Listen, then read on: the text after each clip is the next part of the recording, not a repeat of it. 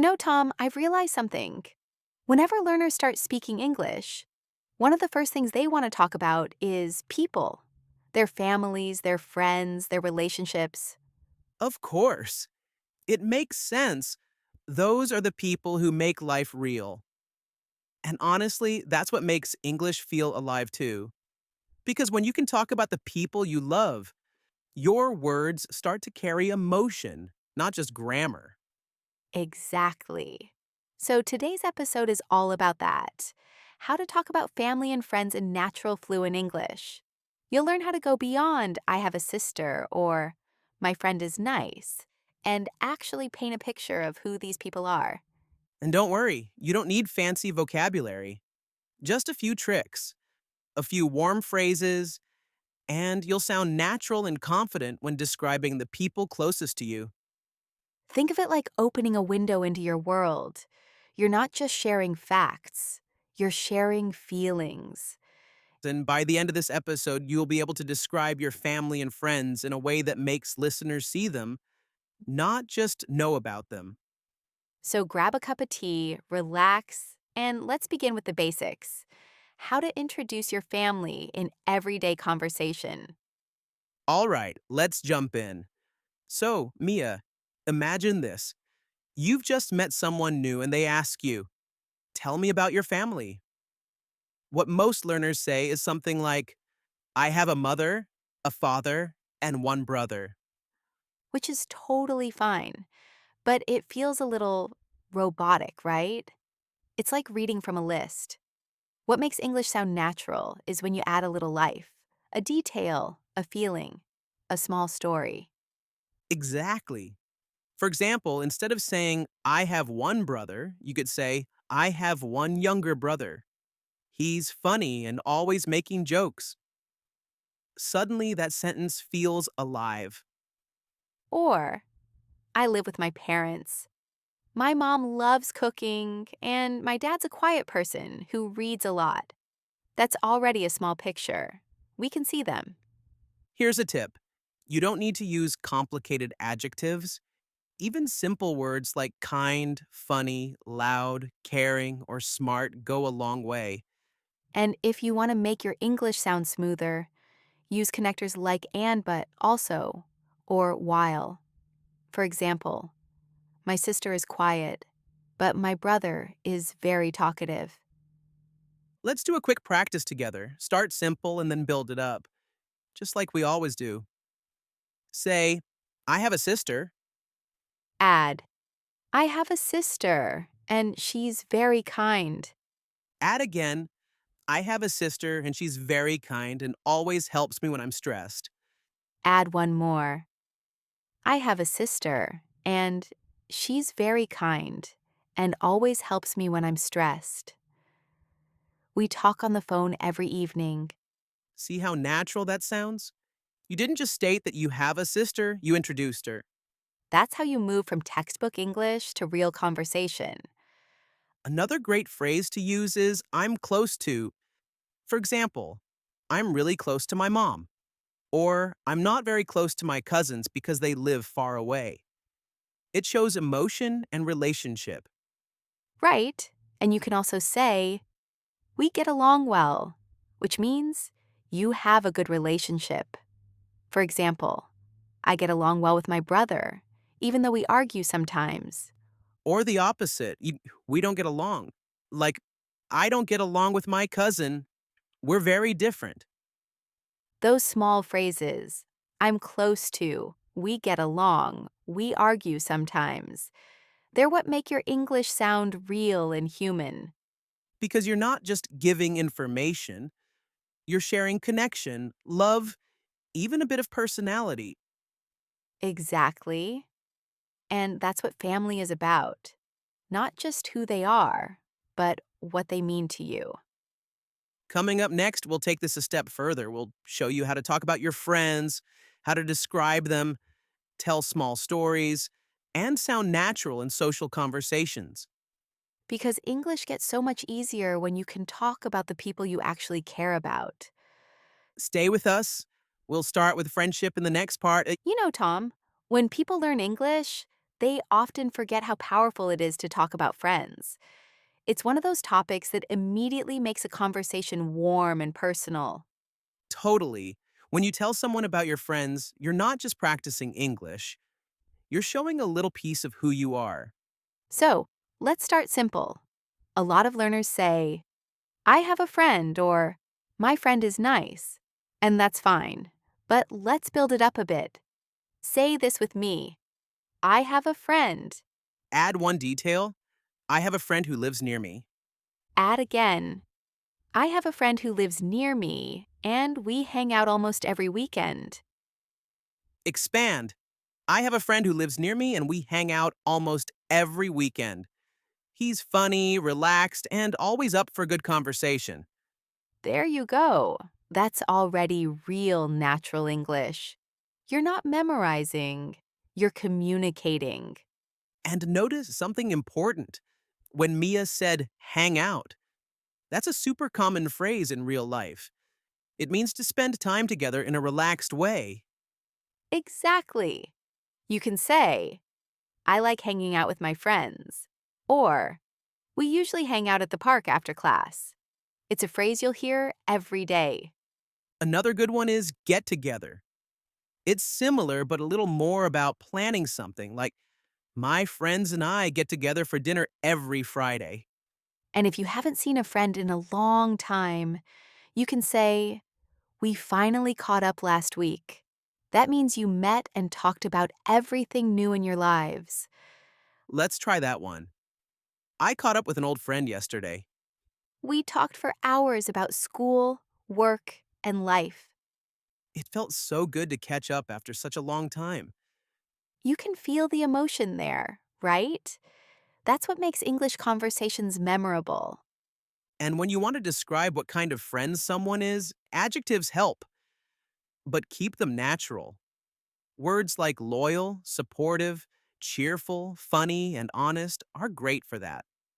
Or even simple phrases like, she's the kind of person who always listens, or he's the one I call when I need advice. These sentences sound real, not rehearsed.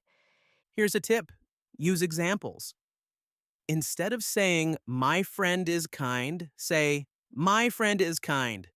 Last week, she helped me study for an exam even though she was tired. That's a golden rule of conversation. Show, don't just tell. Exactly, because showing gives people a story. And stories are what connect us, and in any language. In the next part, we're going to explore that connection even more deeply. We'll show you how to describe friendship memories, those moments that make you smile or laugh when you think about them. And those are perfect for real English conversations because they bring emotion and story together. Don't go anywhere. That's coming up next. Okay, Mia, let's be honest. When people ask us about our friends, we don't just describe them, right? We remember moments, the funny stories, the little adventures, even the arguments that made us closer. Exactly. And those moments are what make your English sound alive. Because when you share a memory, you're not just practicing words, you're telling a story. Let's take an example. You could say, my friend and I like movies. That's fine. But watch what happens when you add memory and emotion. I remember last summer, my best friend and I watched a horror movie. We were so scared, we kept turning on the lights every 5 minutes. That's a real scene. I can almost picture it. And that's the key. The details make your English sound natural. You're not only speaking, you're inviting your listener into your world. Try another one. Start simple. My friends and I like to travel. Add, my friends and I like to travel together. Last year, we went to the beach. Add again, my friends and I like to travel together. Last year, we went to the beach and stayed up late talking under the stars. Expand. My friends and I like to travel together. Last year, we went to the beach and stayed up late talking under the stars. It's one of my favorite memories. That last line, It's one of my favorite memories. Gives your listener a soft, emotional ending. It's small but powerful. Here's another useful phrase. We had such a good time. It's simple, but it's used all the time by native speakers. You can say, we had such a good time playing games, or we had such a good time celebrating my birthday. Or if something funny happened, you can say, "We couldn't stop laughing." Example, my friend spilled juice on a shirt, and we couldn't stop laughing. Those are the kind of phrases that make your storytelling sound real and conversational. And don't worry about grammar being perfect when you share memories. Focus on feeling. Listeners care more about your emotion than your commas. So true. Here's a challenge for you. After this episode, think of one fun or meaningful memory with a friend. Then describe it in English out loud. Start with when, who, what you did, and how you felt. Like this. Last month, my best friend visited me. We had dinner together, talked for hours, and I felt really happy to see him again. Perfect, natural, warm, complete. In the next part, we'll turn the spotlight back to family and Shayin's and show you how to talk about your parents, siblings, or children with the same warmth and fluency. Because talking about family isn't just describing people, it's about describing love, habits, and stories that shape who you are. Stay tuned, and that's coming up in the next part. So, Tom, we've talked about friends. Now let's come back to family. Because for most people, that's where our English stories really begin. Absolutely. Family conversations can be full of emotion, sometimes love, sometimes chaos, but always connection. And that's why learning how to talk about your family naturally can make your English so much more expressive. Let's start with everyday stories. You could say, my family eats dinner together. That's fine, but add a few layers and it suddenly becomes a warm little scene. My family eats dinner together every night. My mom always makes something delicious, and my dad tells jokes that make us all laugh. That's perfect. You're not just giving information, you're creating a moment. And it doesn't have to be complicated. Exactly. Even something small, like on weekends, my dad and I go for a walk, or my brother and I play games every Friday night, makes your English sound like you. Here's a useful phrase for family conversations. We have a tradition. For example, we have a family tradition of watching movies every Sunday. Or we have a tradition of cooking together on birthdays. I love that. And another one is it helps you describe habits in a natural way. We always eat breakfast together. Or we always argue about which movie to watch. That sounds familiar. Oh, totally. Here's another good phrase. We get along well. It's perfect when you want to talk about family relationships. Like, my sister and I get along well, even though we're very different. Or if you're being honest, you can say, we don't always get along. That's natural too, because real relationships aren't perfect. And that's the key. When you talk about family, don't be afraid to sound human. You can say things like, my parents worry too much, or my brother is messy, but he's kind. That balance, a little love, a little truth, makes your English sound genuine. Here's a small story pattern you can try. Start with who. My mom is a teacher. Then what she does. She works at a school near our house. Then how you feel. I'm really proud of her because she works so hard. That's beautiful and simple. You're using emotion, description, and connection.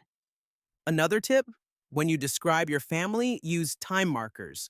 When I was a kid, these days, every summer, last year, they help you organize your thoughts naturally. For example, when I was a kid, my grandparents used to take me to the countryside every summer. I loved feeding the animals and listening to their stories. That's the kind of English people want to listen to. Warm, real, full of little details. And if you want to make someone smile in conversation, share something emotional, like, I miss my family. We live far apart, but we talk every weekend. That's a lovely sentence, and it uses everyday English perfectly. In the next part, we'll show you how to ask other people about their families and friends. So your conversations don't just sound natural, they feel natural. Because English isn't only about talking, it's about connection, curiosity, and care. Stay with us. We'll help you sound warm and confident in real conversations. So far, we've focused on how you can talk about your family and friends. But what about when you want to ask someone else about theirs? That's where real conversation begins.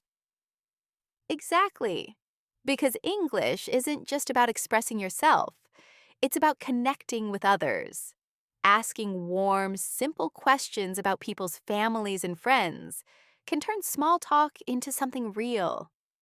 Let's start with easy ones. You can ask, do you have any brothers or sisters? That's the most common. And you can make it sound friendlier by adding a little comment. Do you have any brothers or sisters? I've got one younger brother. He's a handful. That small personal touch invites the other person to share. Yes, it makes the conversation feel natural, not like an interview. Here are a few more questions you can use when you meet someone new. Are you close to your family? Do you see your parents often? What do you usually do when you get together? Who do you spend most of your time with? These are great because they're open. The other person can answer in more than one word. And if you want to sound extra natural, react with short responses like, that sounds nice. Oh, really? Or, I know what you mean. Those small reactions show you're listening. Exactly. Let's try a short example. Mia, imagine I just met you at a cafe. I say, so, do you have a big family? Not really, it's just me, my parents, and my little brother. What about you? I've got two sisters. We're close, but we fight a lot too. That's so normal. My brother and I argue all the time, but we can't stay mad for long. See how natural that sounds? You're exchanging stories, not just answering questions. Exactly. And the same goes for friends. You can ask, who's your best friend? How did you meet? What do you usually do together? Do you have a friend you've known for a long time? Or even, what do you like most about your friends? That question always leads to a warm, thoughtful answer. I love that. Because when you ask questions about someone's relationships, you're not just learning English, you're learning about them. And people open up when they feel seen. So remember, be curious, be kind, and listen more than you speak. That's great advice for English and for life. Coming up in the next part, we'll tie everything together. You'll learn how to use what we've practiced to have full conversations about family and friends that sound natural, emotional, and fluent. We'll even give you a few mini conversation templates you can start using today. So stay with us. We'll wrap it all up in the next part. All right, we've talked about describing family, sharing stories, and asking questions. Now it's time to put it all into real conversation. Exactly. Because learning English isn't just about knowing the words. It's a, s- it's about flow. So let's listen to how a real, natural conversation about family and friends might sound. Okay, picture this. You meet someone new at a language class, Let's call her Anna. You say to, hey, Anna, do you have any brothers or sisters? and she says, yeah, I have one older brother. He lives abroad now, but we talk all the time. You could respond with, that's nice. Are you too close? We are. He's like my best friend. We used to fight a lot when we were kids, but now we get along really well.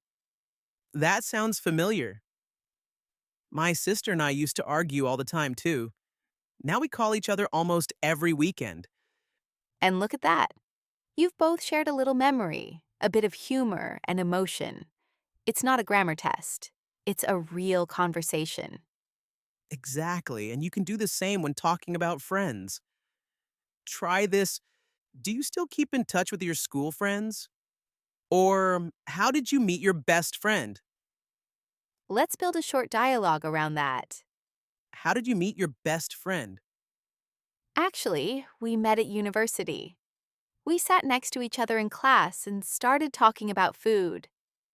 That's how the best friendships begin, with food. True! We still hang out every weekend, and she's the person I call when I need advice. That's perfect English. Natural, simple, and emotional. And notice what we're doing. Using those key phrases we talked about earlier. Get along, hang out, keep in touch, be close, have fun. We used to. We still. Those little expressions are the heartbeat of everyday English. Another tip, when conversations feel flat, add a small reaction, like, really? No way. That's amazing. I totally get that. These short phrases make you sound engaged and fluent. And when you're not sure what to say, ask follow up questions. What was that like? Or how did that make you feel? They keep the conversation flowing naturally. So here's your final challenge for today. Think of one person, a family member or a friend, then describe them in English for 2 minutes. Say who they are, what they're like, what you do together, and one memory that makes you smile. Don't worry about mistakes. Focus on feeling. That's what makes language come alive. Because at the end of the day, English isn't just words, it's people, connection, laughter, love, stories. Beautifully said, Tom. Thank you, Mia. And thank you for listening today. We hope this episode helps you talk about your family and friends with confidence, warmth, and a little sparkle in your English. If you enjoyed this episode, keep practicing with us. Describe your people, your stories, your life. That's where true fluency grows. Until next time, this is Easylish, where English feels easy, real, and beautifully human. See you in the next one.